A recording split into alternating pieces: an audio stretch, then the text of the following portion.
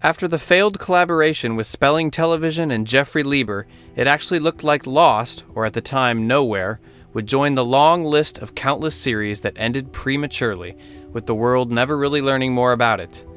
But Lloyd Braun would not be Lloyd Braun if he hadn't picked himself up again after stumbling over this hurdle. But it wasn't going to be the last one, by far. So what happened?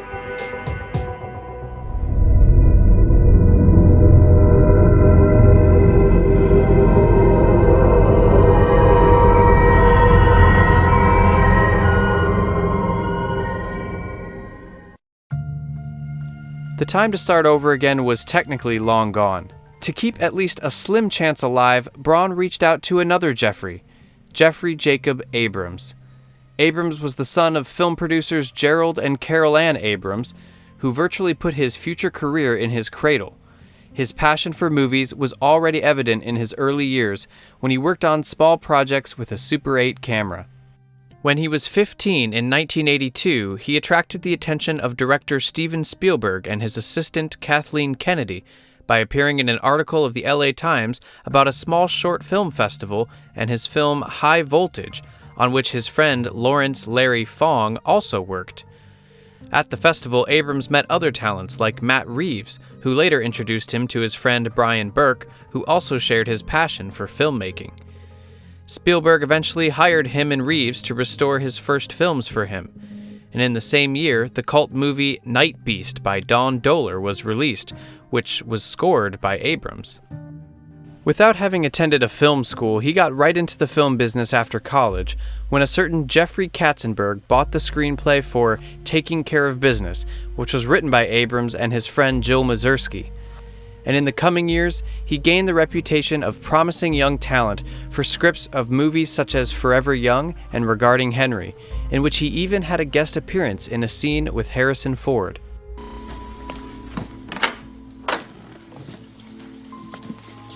Thank you. Just a minute, please.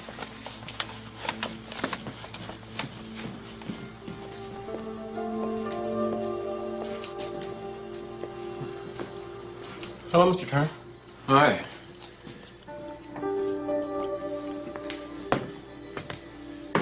Hello, Mr. Turner. Hi.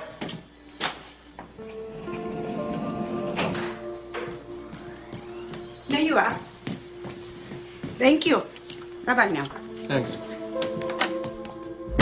In 1992, he even helped Reeves on his short film Mr. Petrified Forest, produced by Brian Burke and Abrams' childhood friend Greg Grunberg, by building a plane crash site with a life-size Cessna.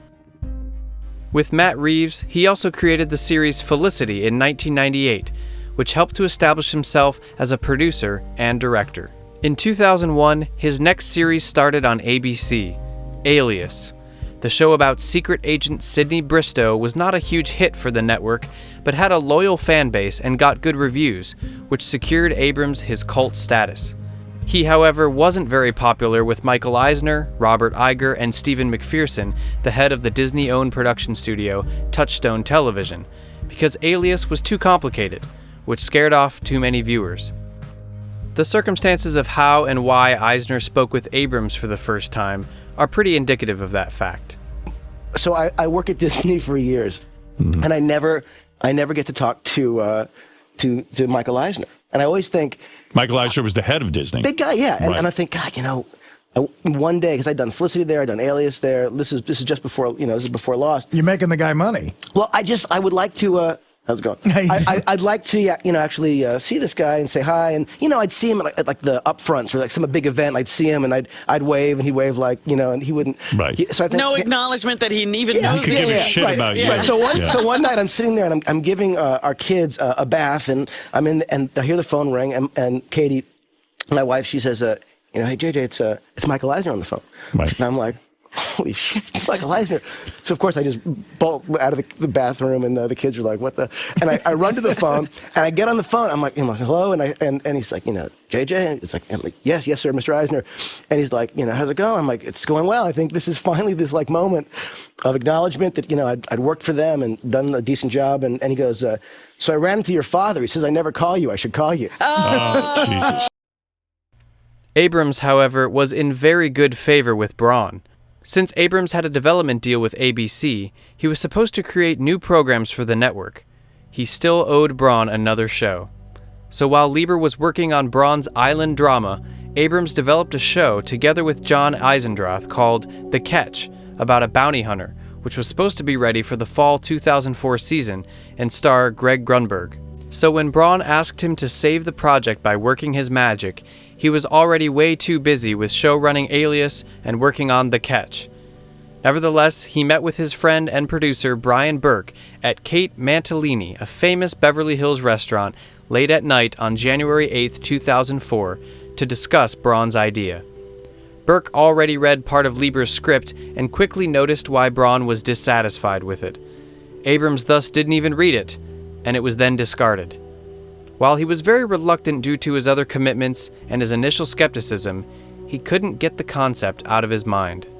The next day, Abrams told Braun that he hated him for tasking him with this job, and that he would take on the project. From the beginning, however, he made it clear that he would only supervise the development, that another writer would have to take care of the script, and that his involvement wouldn't go much further than the early stages, as he didn't have the time, and because he also had the ambition to switch from TV to the movie business. The Catch would also have to be put on hold, at the very least. Braun agreed, seeing Abrams as the only option he had left. The search for an author did not last long, because the very same day, a young and aspiring author by the name of Damon Lindelof was brought up by Heather Caden, a colleague of Tom Sherman. She had a good connection to Lindelof and already knew that he very much wanted to work with Abrams and join the Alias team. Lindelof got a call that Friday evening and was then invited to meet with Abrams the next Monday. He also received a copy of Lieber's script, so he had the whole weekend to come up with some ideas. Caden told him that even if this whole thing didn't work out, the meeting would at least serve as a way to introduce himself and apply for the Alias job. I literally said to Damon, I know you've been dying to meet with J.J. Abrams, and here's the situation. We have a show, and we need someone to write it with him. And I was like, great, absolutely, 100%. Damon also read this other script and had the exact same first reaction. You need to have something, not knowing what JJ's opinion was, you need to have something external coming into the show. Over the course of that weekend, I started thinking, how do you do a show where, plane crashes on an island?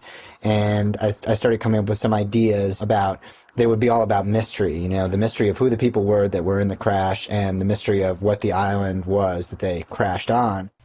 The next Monday, January 12, 2004, Abrams and Lindelof met for the first time at the ABC HQ in Building 21, where Abrams usually worked with his staff on Alias. But they were not alone, because also present were Jesse Alexander and Jeff Pinkner from the writing team of Alias, producer Brian Burke and Heather Caden, as well as Tom Sherman as representatives for the network. I meet with this guy, that's a Friday. On a Monday, Damon Lindelof, who I'd never met before, a writer I kept hearing a lot of great things about, he comes in, we hit it off immediately. We start writing this outline with some help from the other, some of the other... Who hooked you up with this guy, Damon? Lloyd? No, Damon's someone who I'd heard of. There was a woman, Heather Caden, at ABC, who kept talking about this guy, Damon. He's a genius, And I'm thinking, on a Friday, if on Monday I have to find someone to do this, I wasn't planning on writing it at all. Right. So Damon comes in, we hit it off immediately. He has like an old, like a vintage Star Wars shirt. He was just, he was like, it was the same level of geekdom. Like he came in, I'm like, right. I love him. I love him. So My brother. It's like, he walks in, I hug him. So you guys sit down in a room and come up with the whole Lost thing off of Lloyd's concept? He and I just hit it off. We had this great, meeting, and we realized we have essentially 4 days to write this Lost, outline. right. Yeah. They quickly realized that Lieber's approach wouldn't work in the long run, and overhauling his script was simply not enough. They would therefore have to start from scratch and take Braun's original premise of a survival story like Castaway and transform it into something different. Over the course of a few hours, they had a brainstorming session where they gathered all sorts of ideas. Lindelof, for example, had the idea to open the pilot with a man who wakes up on the beach and then finds the crashed plane deep in the jungle, so that they could tell the backstory of what happened before the crash later through some flashbacks. Abrams also shared his own ideas. So he started talking first, and in his presentation, as he was talking, everything coming out of his mouth was just as exciting to me as some of the ideas that I'd had, if not more so.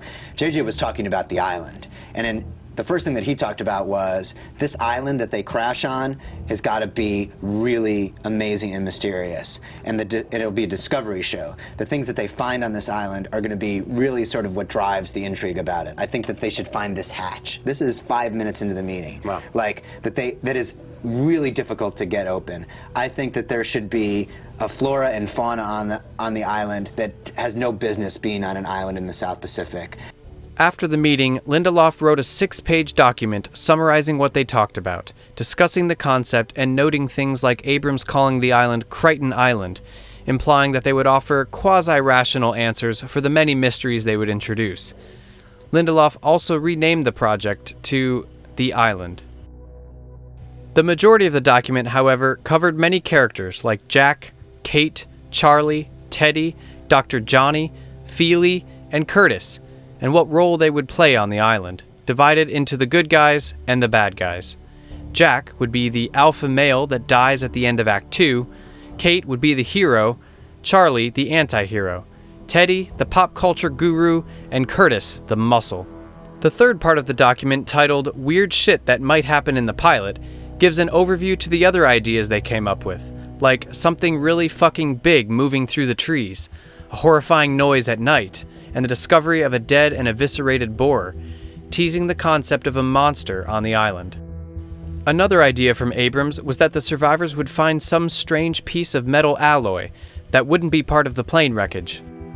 Lindelof also added the plan for one of the characters to be into astronomy, eventually realizing that the stars weren't where they were supposed to be and concluding that the island actually moves. The summary concludes with the idea that the survivors would want to send a distress signal, which would, however, be blocked by something, another message that's already being broadcast in French and that's been looping since February of 1983.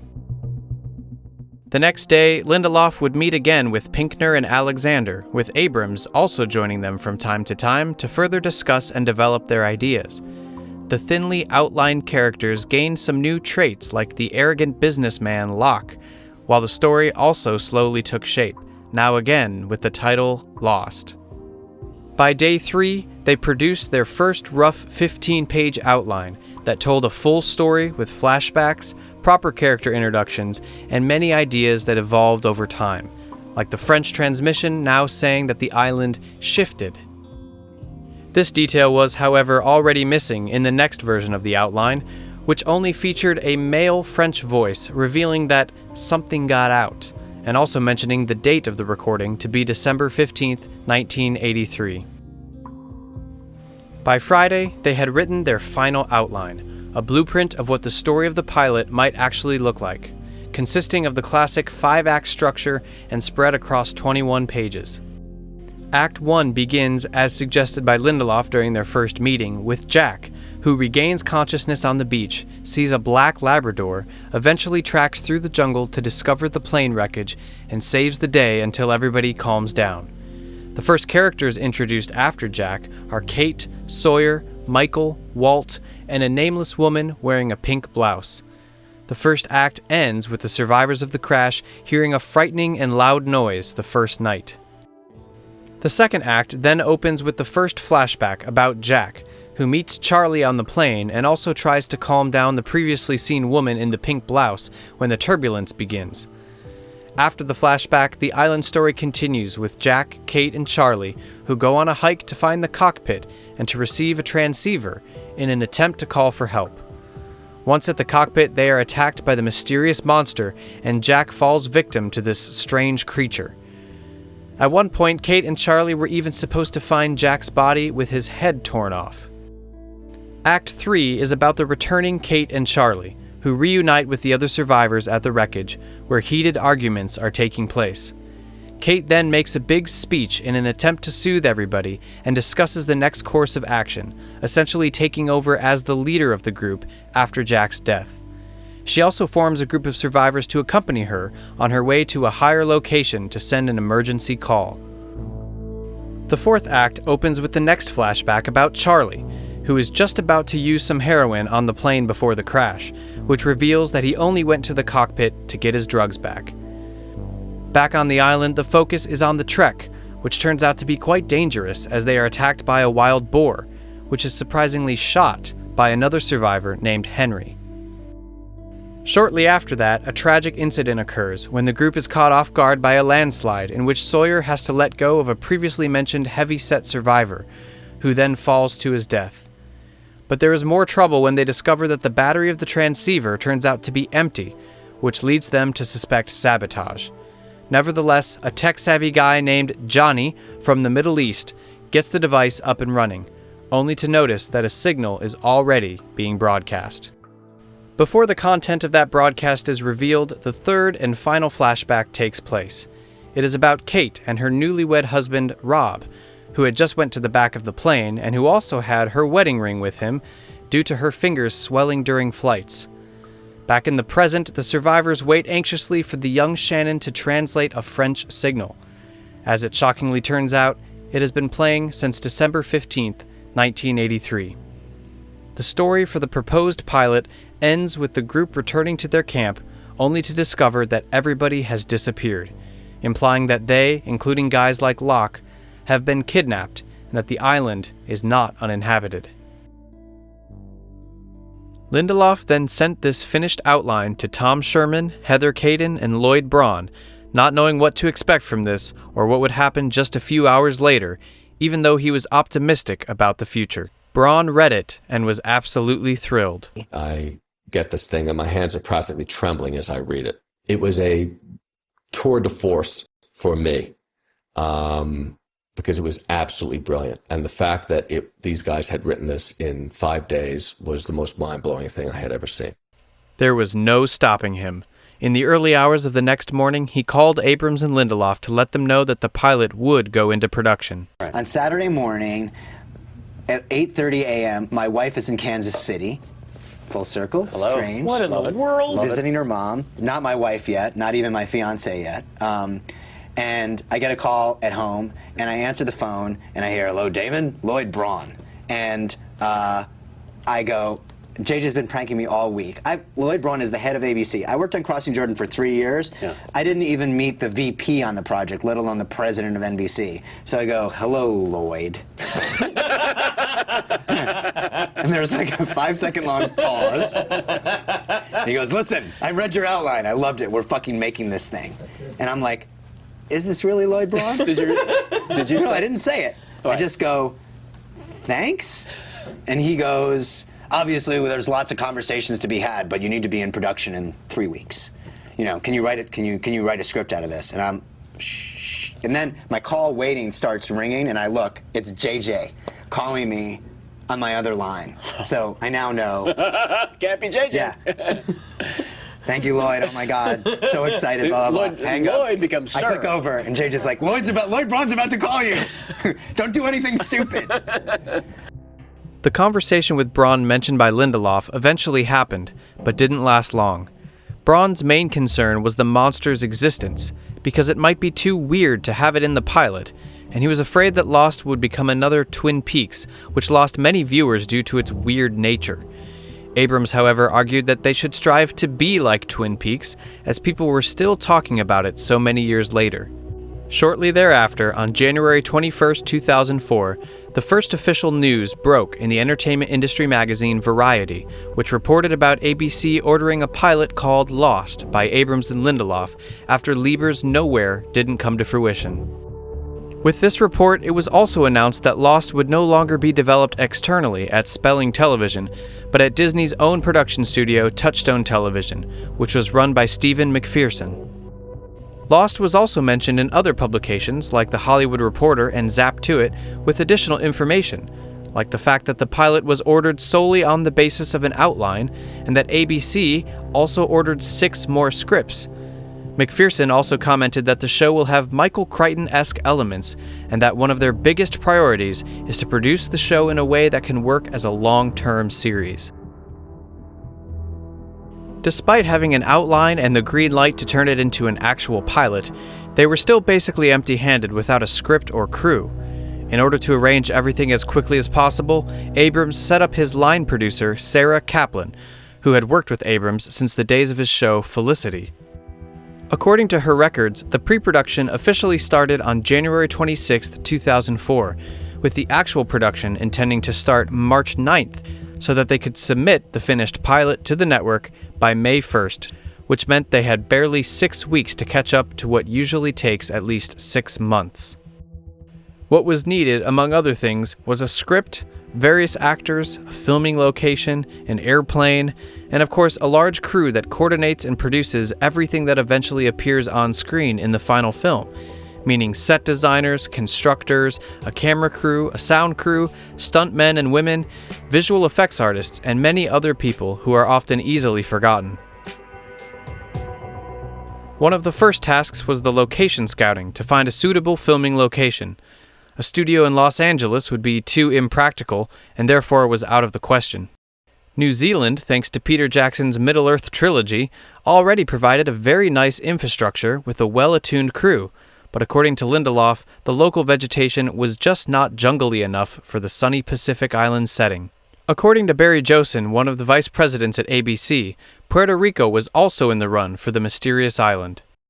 They subsequently picked Queensland, Australia, with the intention to build the production headquarters in Brisbane. Queensland offered a wide range of different landscapes, including an impressive rainforest. In addition to that, the exchange rate was very attractive to keep the production costs at a low level. However, they would have had to reconcile with the fact that long and daily flights to all the filming locations would have made for an unnecessarily difficult production.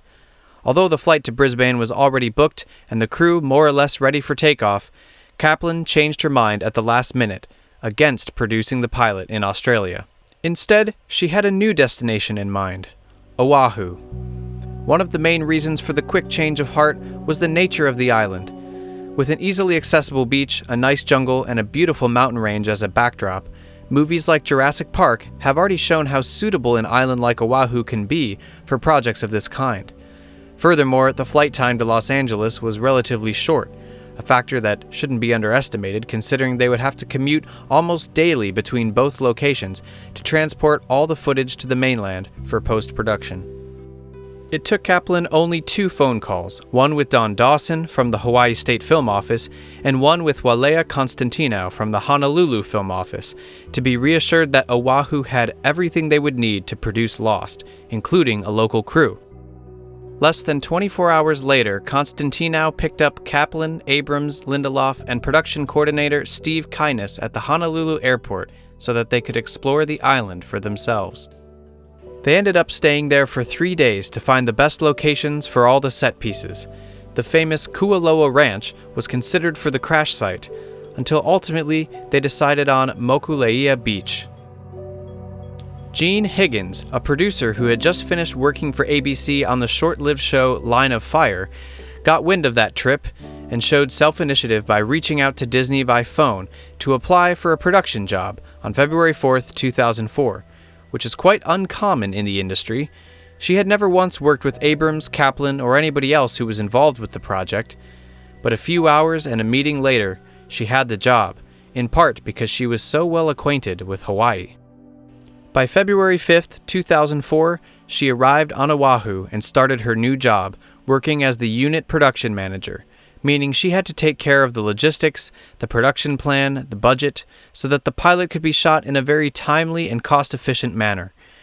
She also had to obtain the filming permits and, among other things, hire a number of local employees.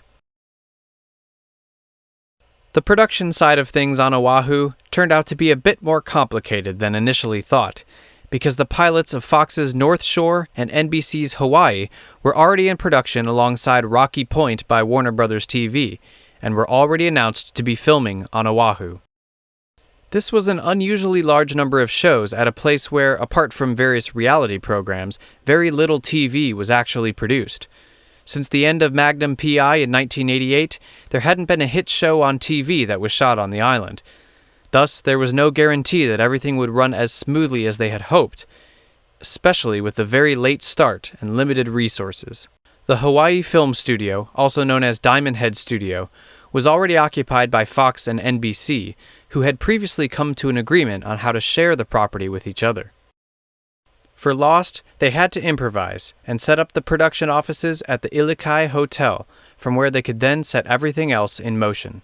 Luckily, they didn't need the studio yet, because everything from the pilot, excluding the flashbacks, would be filmed outdoors and without any need of a soundstage.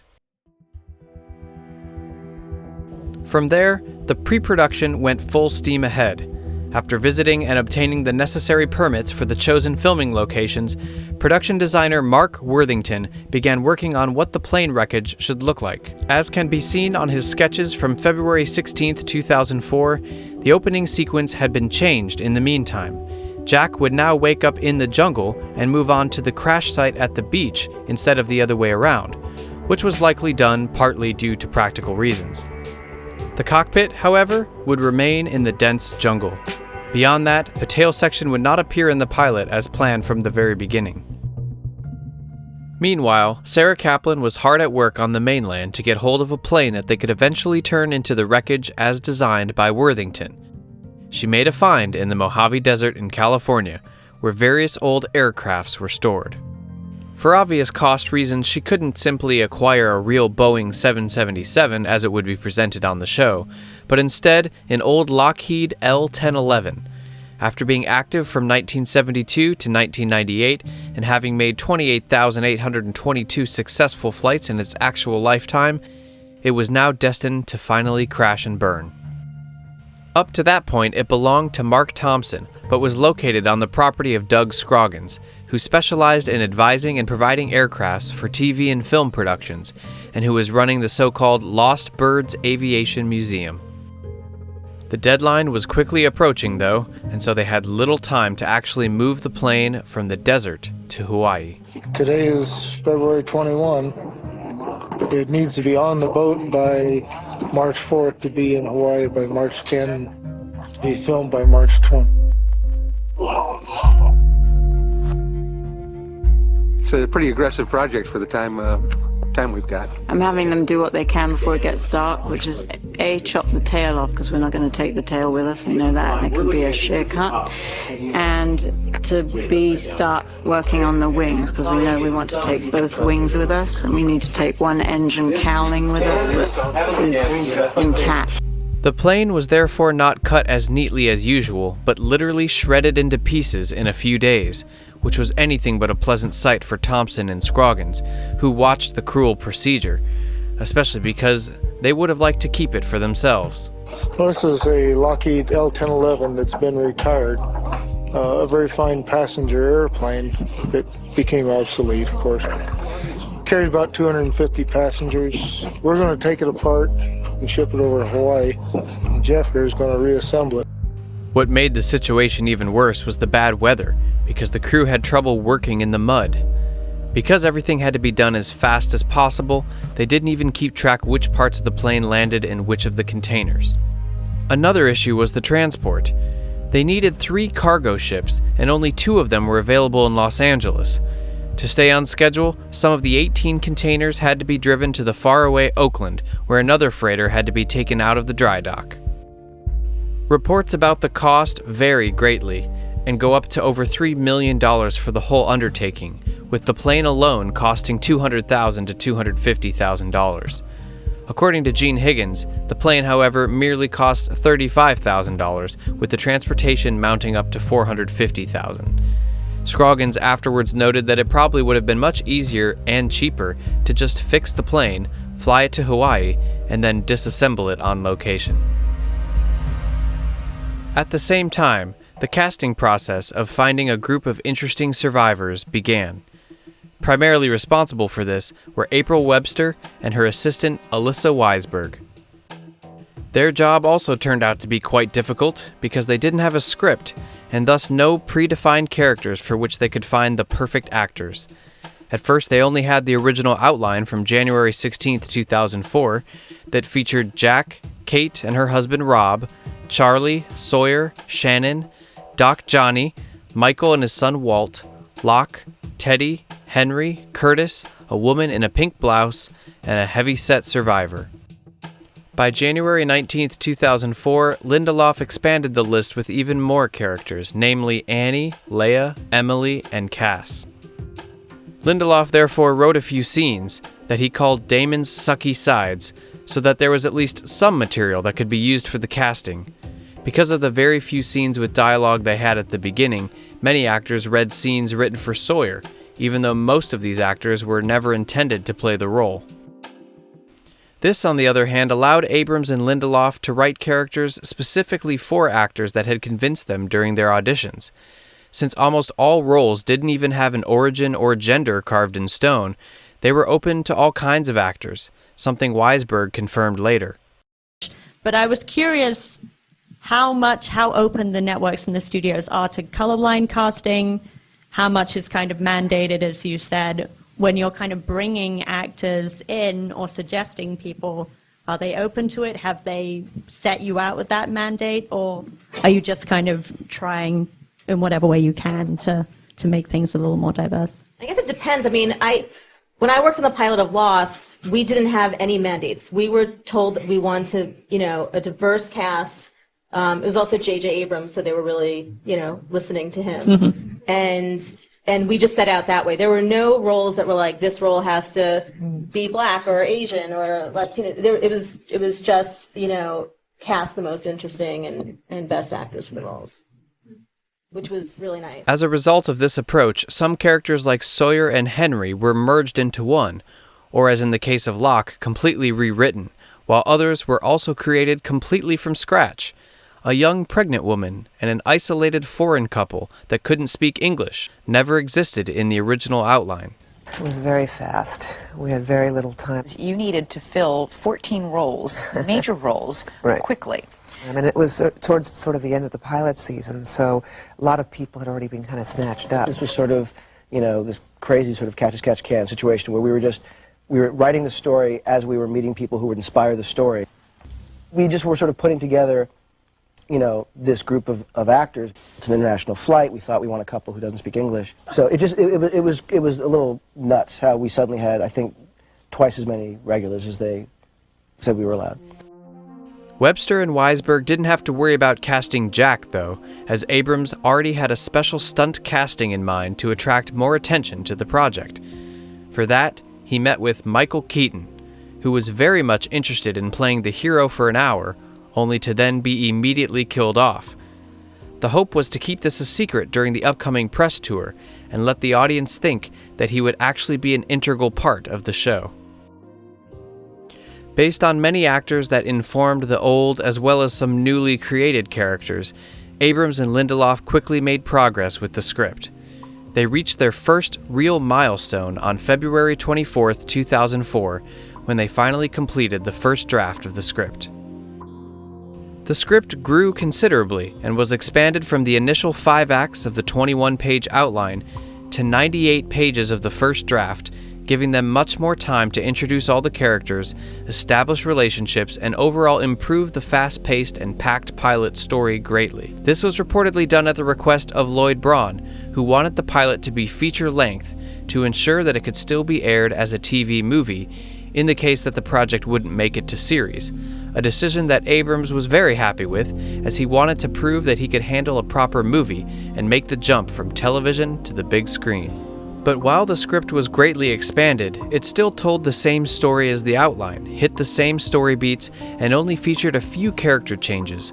Hurley, previously only called the heavy-set survivor, was now no longer destined to be killed off during the hike towards the end of the pilot.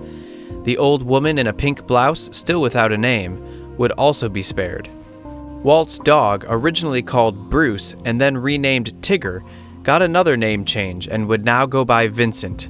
Charlie, originally in his 20s, aged considerably to be in his 40s, and was now supposed to be a burned-out rock star who had some success in the 80s with the song Till the End of Time and his band Petting Zoo, named after Damon Lindelof's college band. Other early characters like Curtis and Teddy were, however, completely dropped and replaced with Jin and Sun, a Korean couple, Claire, a young pregnant woman, and Boone, the brother of Shannon. The biggest change, however, was made to Kate. While her leading role on the island basically remained unchanged, it was her flashback and thus backstory that was rewritten. As revealed in her original flashback from the outline, she was just supposed to be on her honeymoon with her husband Rob, having second thoughts about marrying him, which might have then resulted in a love triangle on the island, as she was going to be separated from Rob for a long time due to the crash. In the first draft, she was turned into a criminal, who was brought from Australia to the US by a marshal, who would die early on in the pilot. The ending was also cut short a bit, as the pilot was initially supposed to end with Kate and her group returning from their distress signal hike to the beach, only to discover that the remaining survivors were abducted by the island's inhabitants. The pilot would now end earlier, with Shannon translating the female French voice, now stating that some specimen got out and that she is alone now, and that everyone else is dead. Even in this short amount of time, they developed more material than what would end up in the pilot. Not just the plot, but also ideas for the overall mythology of the island, what's special about it, and what direction the show could take if they would get the chance to produce more than just the pilot. Details about the island itself were pretty vague, but manifold. The island wasn't supposed to be a normal one, but rather a very special place that was uncharted and erased from history. Bizarre weather conditions were also going to be part of the island's weird nature, which was already teased in the outline and remained in the first draft, when day basically turned to night in a brief moment. In the larger context, the island was also supposed to be the nexus of a battle between good and evil, where people were brought to play a role in said battle. Those thinly outlined aspects would have to be fleshed out at a later date.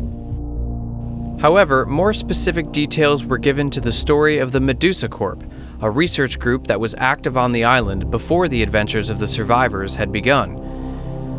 The group had once come across a very mysterious formula with which they were allegedly able to predict the end of the world.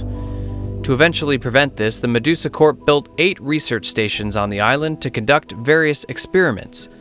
The strange piece of metal alloy that Abrams proposed in the early brainstorming session by then had evolved into a hidden hatch that was likely going to be the entrance to one of those research stations. The wildlife, once considered to just consist of giant insects and other animals, like a pony-sized boar, also evolved into something else, and would now be the result of genetic engineering experiments done by the Medusa Corp, with these animals now roaming the island after the demise of the Medusa Corp years prior.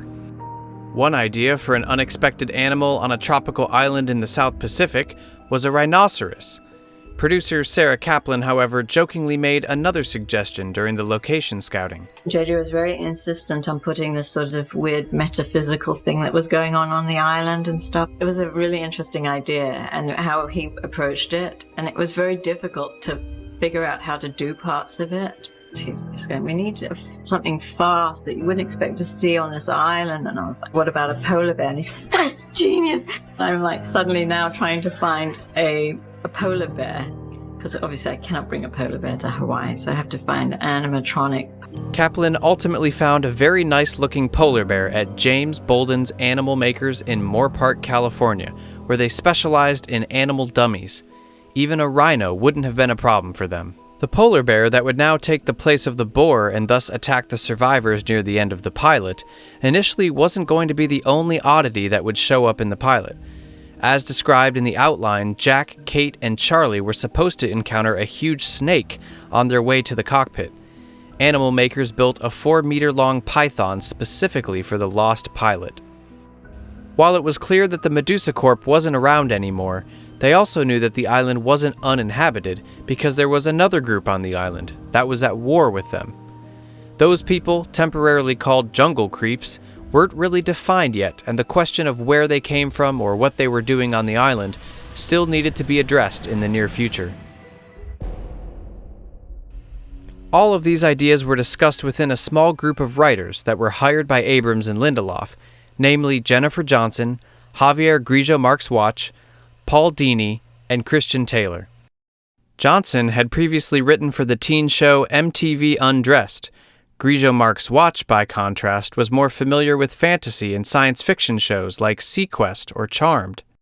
Taylor had made a name for himself as a writer and producer on 6 Feet Under, but perhaps the most notable writer was Paul Dini, who was responsible for the multi-award-winning animated Batman series. Their first meeting took place on February 24, 2004, where Lindelof explained to them what they had been working on up to this point. Over the next 2 days, they also discussed other basic concepts like time travel, or the idea that the island would contain the Fountain of Youth and offer healing properties. Even the idea that the island would represent the primordial soup was brought up, meaning that all life on Earth potentially originated there. Their main focus was nevertheless on the characters, and their task for the coming weeks was to work as a think tank to gather more ideas and expand on the material that had been given to them. Above all, the most important thing was to figure out how the show would look beyond the pilot in case ABC decided to pick it up. This was relatively difficult, considering the fact that the networks often set rather strict specifications that must be met. Stories that were told across multiple episodes were, for example, considered a taboo, because they were afraid that potential viewers would be deterred by the complexity and that there would be no way to increase viewership. Also fairly unpopular were flashbacks, because they would enhance that specific issue. Even more despised were genre elements like horror or science fiction, because they were not considered to appeal to a large mainstream audience.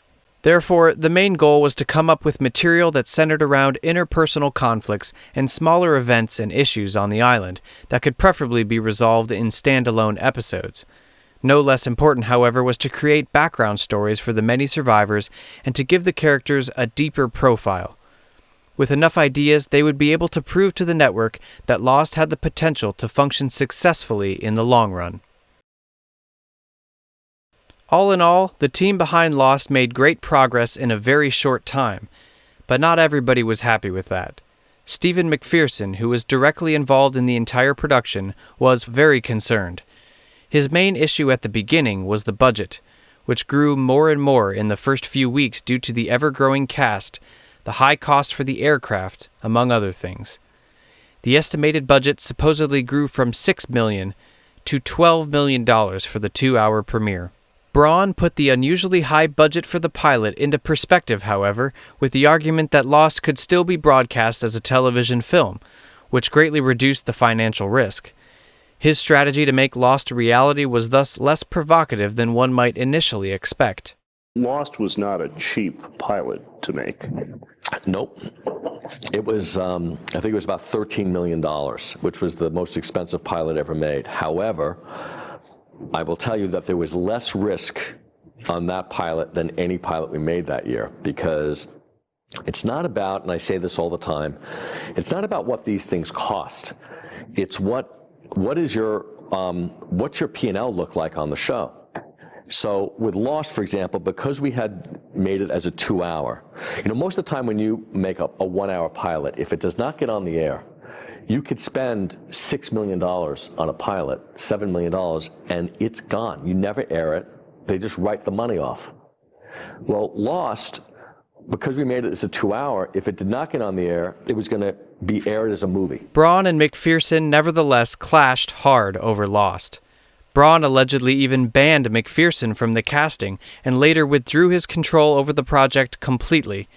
This was apparently possible because Braun was above him in the hierarchy of the Disney company. By doing that, though, he deliberately put his own job on the line, since he now bore the sole responsibility for the project. Any credit or blame for Lost would be on him. Braun was not afraid, though, because at that point in time, he already assumed that there would not be any long-term future for him at ABC. With nothing left to lose, he could do what he wanted.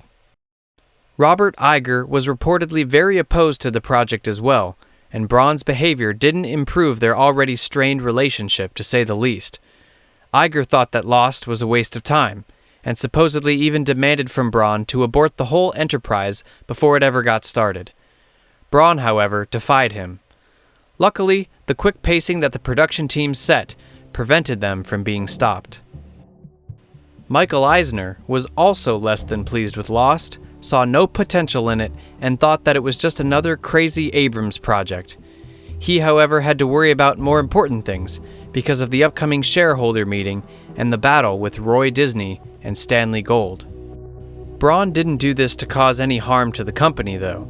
Rather, he was profoundly convinced that Lost was going to be something special, and thus wanted to make his dream come true at any price. If he had to leave ABC because of it, he would still have something that he could be proud of.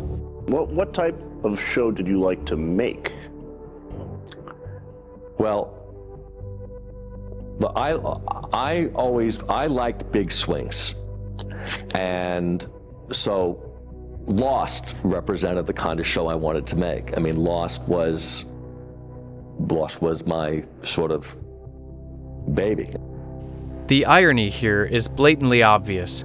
If there had been no crisis at Disney, Iger would likely never have tried to distance himself from the failing network and thus never handed the responsibility for the network over to Braun, who otherwise would have never gotten the chance to commission something like Lost in the hopes to save the network. Iger probably didn't expect this to backfire, with Braun using his newfound power to finally make his own decisions that quickly. All of his actions, however, were not without consequences.